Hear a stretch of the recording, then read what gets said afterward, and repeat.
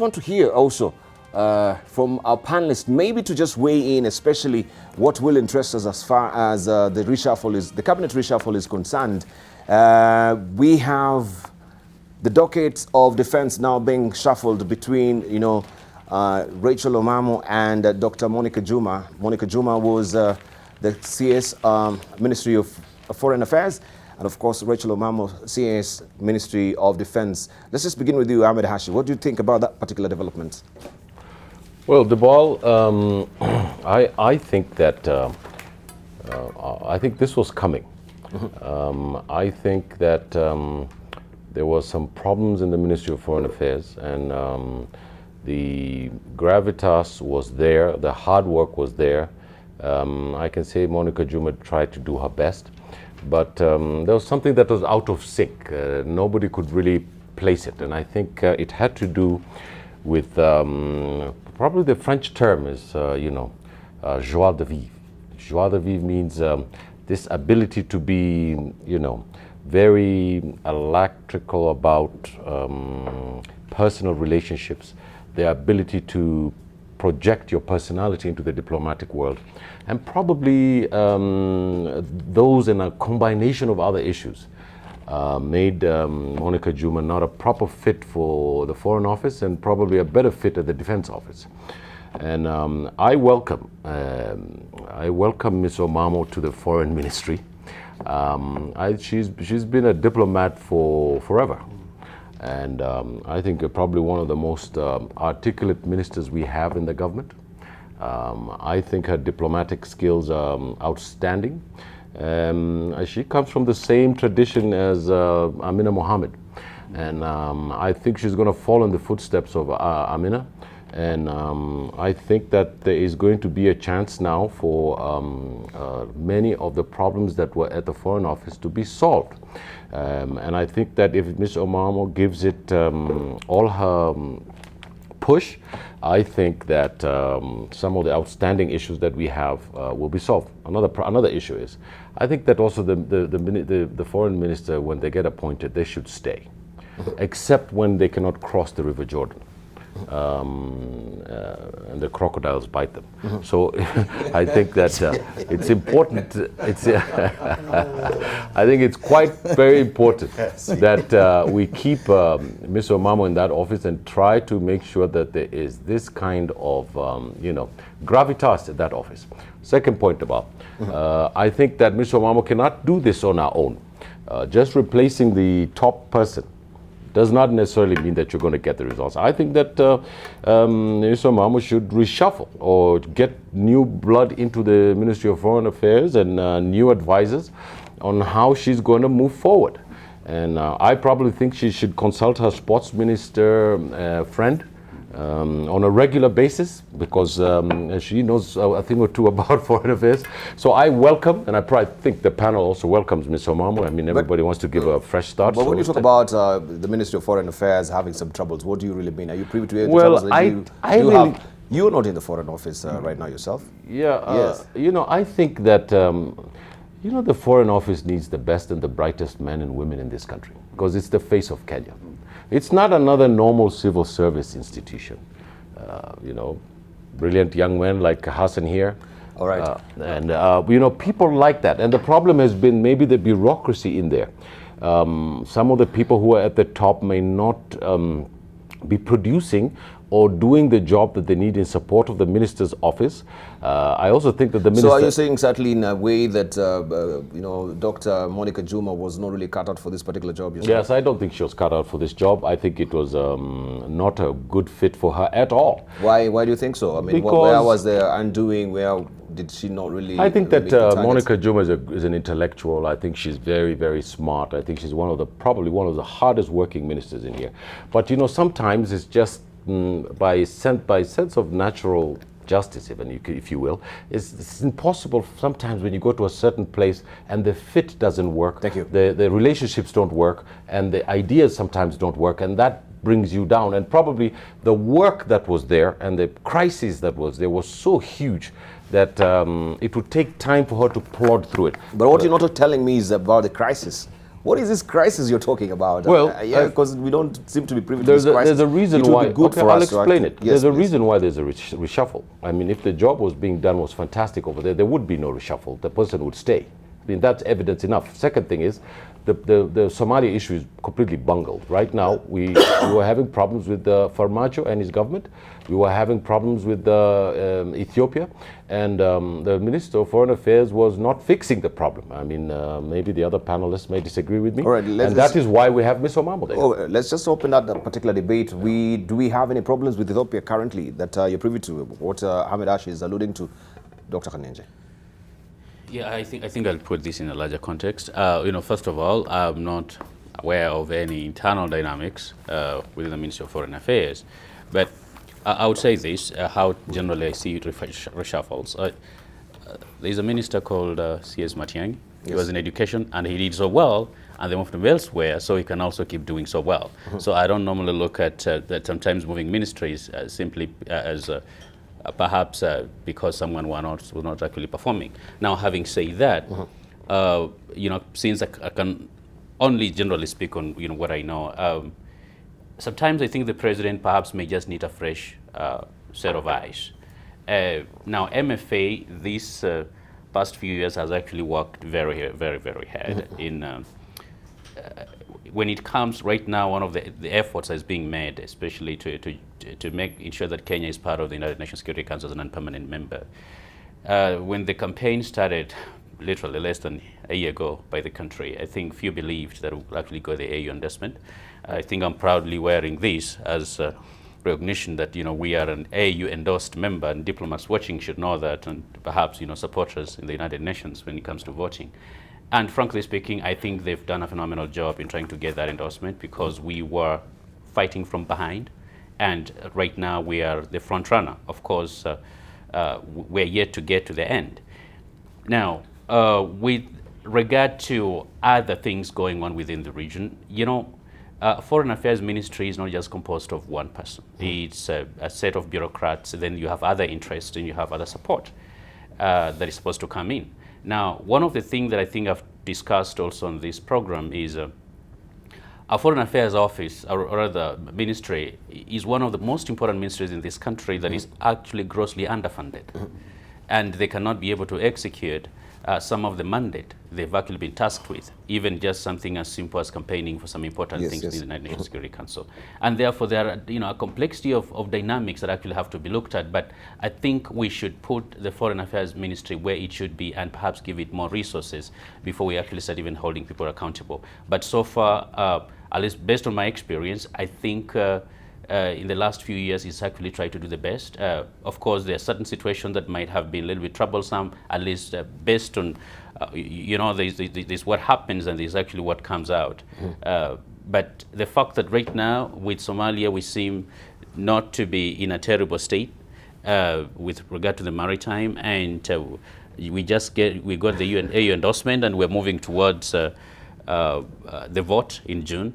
I think, to me, it speaks that they were trying to do something, but I agree. We need to professionalize the Foreign Affairs Ministry a lot more, and make sure we have a lot more competent, bureaucrats representing us in foreign countries. Thank you. Let's hear from Eras's Mindshare as well, because I think also the fallout was there. It was preeminent that between the principal secretary and also the cabinet secretary, they're not really seeing eye to eye.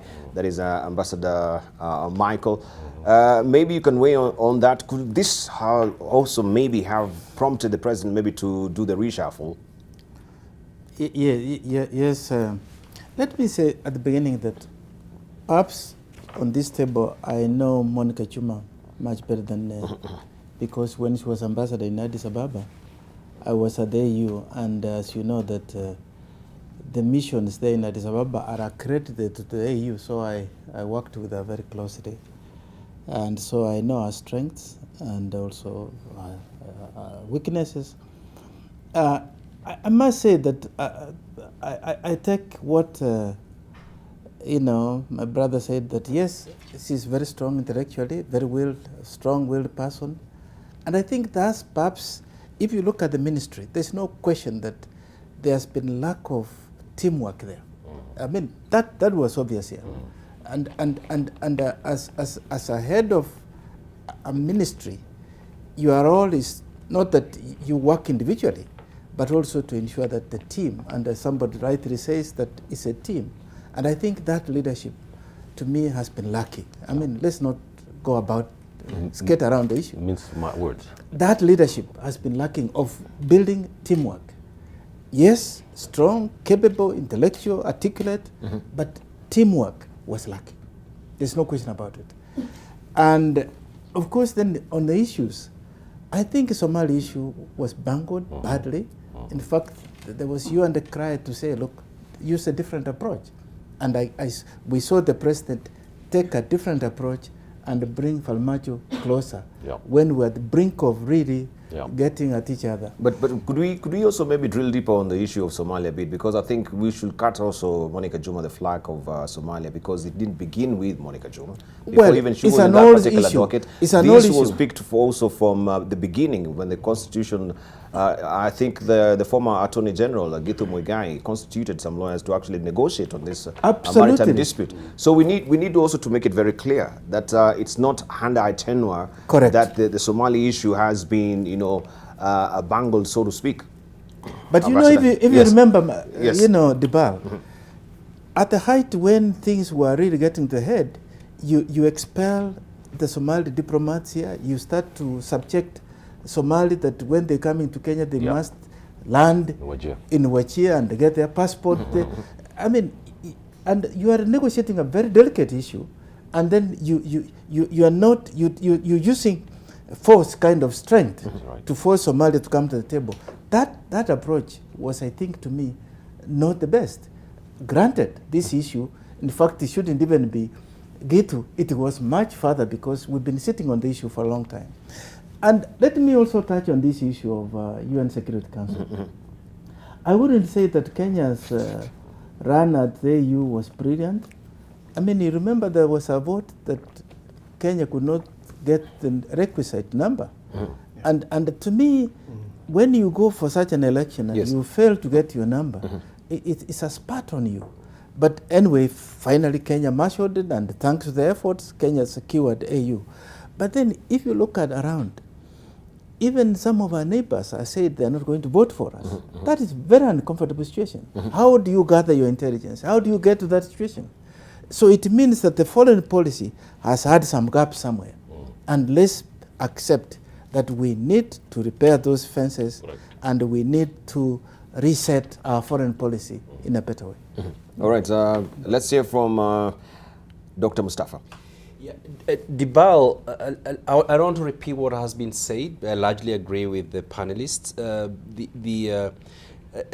Just to point on the issue of coercive diplomacy, one has to be very careful when you decide to deploy coercive diplomacy. You need to know what is in your toolbox when you actually pick that bit from the toolbox to deploy it. And within the African context, I think Kenya ought to do a lot better in dealing with other countries and ensuring that other countries fall not behind, but support Kenya's quest on a number of international issues that Kenya is following up, including the bid to the United Nations Security Council, which Kenya has done well to secure the AU's support on that. In terms of inter-country relations, I think there has been quite a bit of challenge with some of our neighbors here, and these are areas perhaps Raychelle Omamo will have to deal with fast as she comes in. Raychelle Omamo is an amiable, pleasant personality, sunny, smiley, and I think that kind of personality is what will help her, and she will need to move very fast and constitute a team that is going to push Kenya's agenda, not just internationally, but really within the African context. We're trading more with our African neighbors. In fact, Uganda, Tanzania, and other countries have actually overtaken countries such as United Kingdom in terms of trading. We receive more tourists from Tanzania than we actually now do from those countries that traditionally have been sending tourists.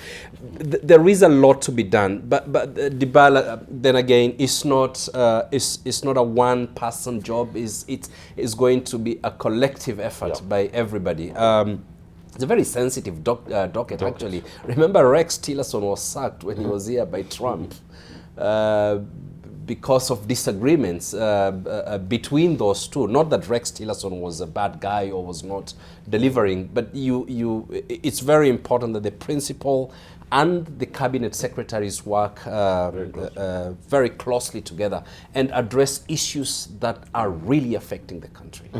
All right, General. Liba, for me, I want to say that it's unfortunate that we had two very powerful individuals in the Ministry of Foreign Affairs. In the name of the CS and the PS, my friend Machele Kamau, very powerful, both very articulate, both career diplomats who have done very well. My problem here maybe is in terms of the definition of functions, who does what.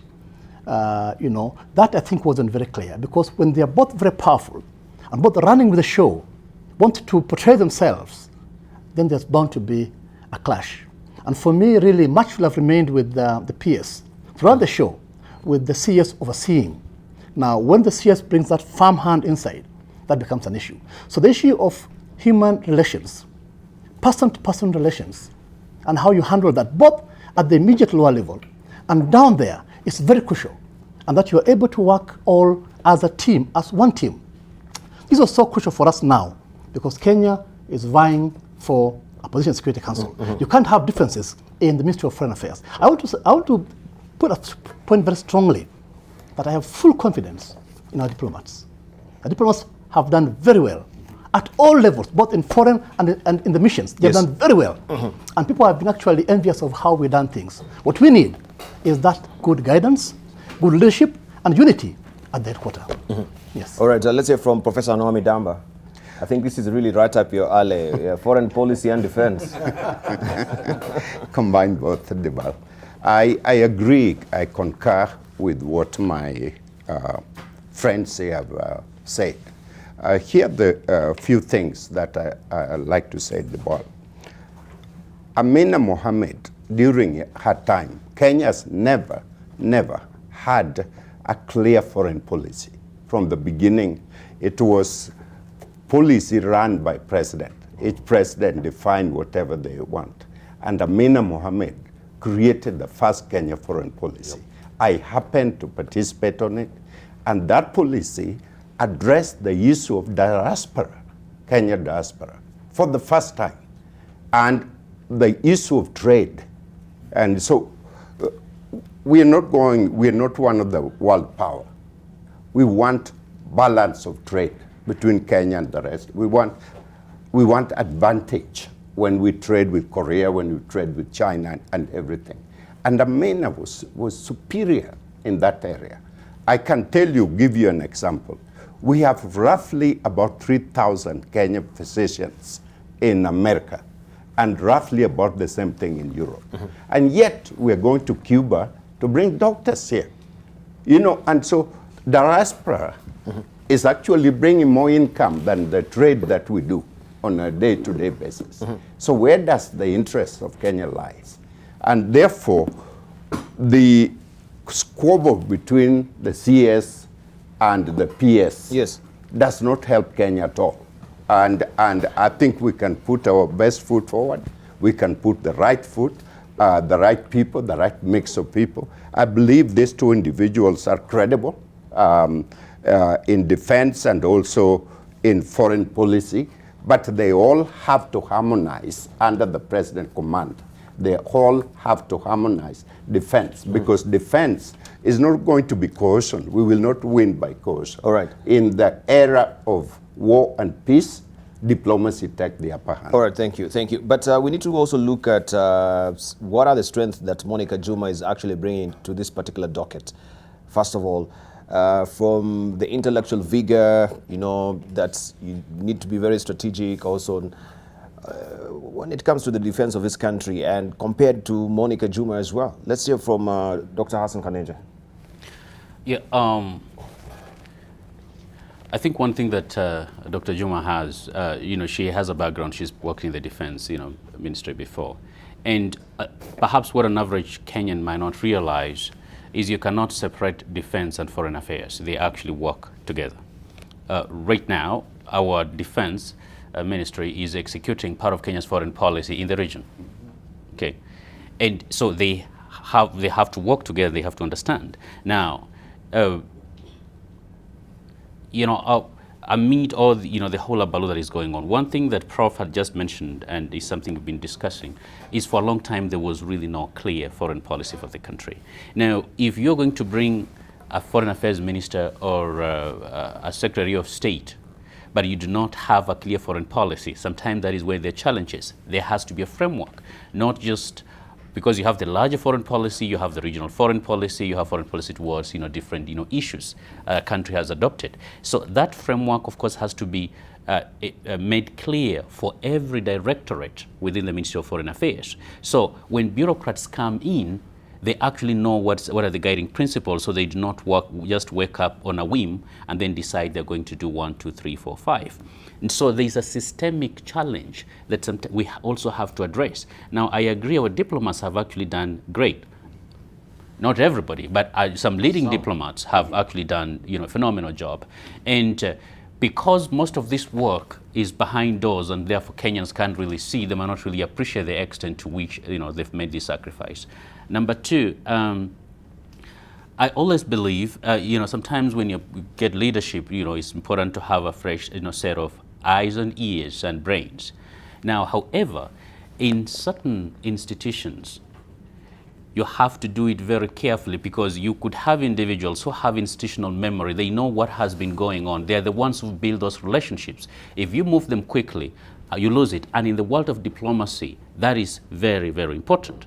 And so if you, let's say you come into the docket and then you decide, I'm going to get rid of everybody around me and have new people who do not know what has been going, it's going to take you another 5 years to actually before you even settle in. And by that time, the country has lost. You understand?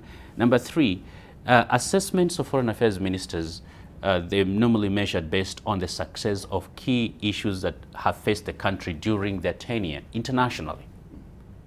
Understand? And so there are foreign affairs ministers who might have been very loved by the country, but when you look at significant achievements, they were zero. Why? Because probably they were just good politicians and, you know, they moved there. And so we also have to be careful when you're actually trying to make these measurements of success. It has to be pegged on, during this crisis when Kenya wanted this, how did we perform? Right, Ahmed Hashi. The ball, when the president is... No, let's hear from General. Right. I haven't heard from General. General, then Ahmed Hashi. Yes. First, I want to say that Rachel has done very well at the Ministry of Defense. She's done very, very well. And so long as you're able to relate with the generals, you have no problem. And the good thing is, we have the civilian component and the military component, and the two find it very easy to work together, very easy. And therefore, Monica coming in will find it very easy to work in defense. All along, our ministers have done very well. For Rachel, very motherly, very understanding. I can assure you, I have full confidence she'll do very well. But for Monica, this is not a new domain, actually. For who? Yeah, she's been there before as the principal secretary in defense. Monica was with us. In fact, that was her first assignment in government when she came from her tour as ambassador in Addis. And she served very well. And then went on to the Ministry of Interior and picked up her first post as CS in Foreign. So she's coming back to meet old friends. That will help her and give her comfort that she's back at home and she'll do well among the generals. Yes. But we need to maybe ask you also the issue of El Ade, when we had also, you know, Al-Shabaab attacking our soldiers at that particular military camp. There were questions that we are still asking, or Kenyans are still asking, about the soldiers that, you know, they were captured by these militants in Somalia. Up to today, we do not really know their whereabouts. So how would you even assess maybe her performance during that particular very ticklish time as a country, where we have some of our soldiers up to today, we do not know where they are, they've not gotten any information. I don't know. maybe you are the experts who can actually enlighten me on this. Well, the minister has little in this. How did we handle it? Because even after 3 months, we had even family members who are not really aware about, their family members who are, in the forces. Yeah, a number of areas still remain grey in terms of Elade, and I know we have sometimes been careful in terms of how we put it forward. Yes, there are soldiers who are still missing, and I know every effort is being done to try and find out where they are and recover them. I also know that in terms of the families, we have gone back to work very closely with them in terms of support. But those missing remains an ongoing process, and I hope in the near future we'll be able to recover them wherever they are. Okay, all right. Let's hear from Mohammed Hashi. Well, Debao, I'm a politician. I would like to speak my mind and not mince any words. I think that it's terrible that we haven't gotten those people back yet. It's a failure on our part. We need to have done a much better job. Second thing, I oppose this idea of keeping secrets about soldiers who have died. I think we need to celebrate them, and we need to say they died. We need to give them burials that are dignified and honest, and we need to be open about these things. Third thing, it's in the character of this nation and in the political and bureaucratic class to be a bit secretive and not ruffle any feathers. It's not my tradition. I think that Omamo was a bad fit for the defense place, but I think she'll be a wonderful job in the Ministry of Foreign Affairs. It's my opinion, Debao, when I come here to do... Listen, Debao, when we come here... Yeah, it's true. I agree with you. Debao, when you come here to speak about the public, it's my time to speak, and I'd like to just say please, what I want. Okay. If I'm allowed, because I do not please, interfere continue. with anybody when you're speaking. So I think it's important for us when we come here, it's a civic duty to inform Kenyans about their politics and the economy and what's going on in the region. And if you can't be able to do some analysis that's really forthright, I think it's you're hedging your bets. So I think that Ms. Omamo is going to be great at the Ministry of Foreign Affairs. I cannot wait to see the back of, hopefully in the new system is coming, where you have politicians in these cabinet positions, so that the permanent secretary knows where their place is and there's no question about it. And if he tries anything, he'll be sacked. So the thing about it is, when you have two technocrats at the same place, there's this racehorse, and that's not helping us. So we want to see the back of this system. We want to see politicians in the ministries as head of ministries. Third point, I think that it's important to call out these things in a way, because you see, foreign affairs, internal security, defense constitute the major phalanx of the government of Kenya's protection of its citizens. So we cannot be, itsy bitsy tipsy spider about it. We have to be very blunt about it so that the Kenya public knows what's going on in their political economy. And I think that now, Ms. Omamo is going to do a great job there. I really think so. I think she's going to fix these files that are there. I think she's going to be working. Hopefully she'll bring in, as my friend there said, a new team that's going to oversee this, because there's so many problems in the Ministry of Foreign Affairs and the Department of Defense. I actually think that Monica Juma is going to do a great job in the Ministry of Defense, right?